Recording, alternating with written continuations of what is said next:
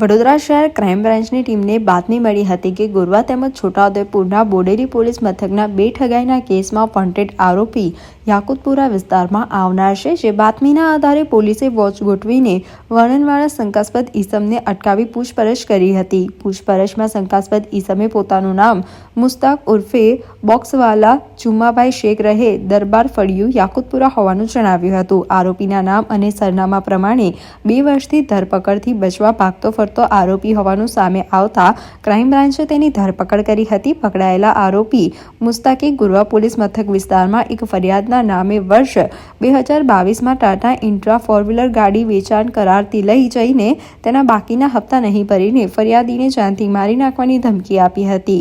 જ્યારે અન્ય બોડેલી પોલીસ મથકના નોંધાયેલા ગુનામાં આરોપીએ ફરિયાદી તેમજ સાહેદોના વાહનોની ચાવી ઉઠાવીને વાહનો લઈ જઈને તેની નંબર પ્લેટ બદલીને દારૂ તથા નાર્કોટિક્સના ગુના આચરતા તત્વોને વાહનો આપી દીધા હોવાની ફરિયાદ નોંધાઈ હતી। બંને કેસમાં આરોપી મુસ્તાક શેખની ધરપકડ કરીને ક્રાઇમ બ્રાન્ચે જે તે પોલીસ સ્ટેશનમાં આરોપીને સોંપવાની તજવીજ હાથ ધરી છે।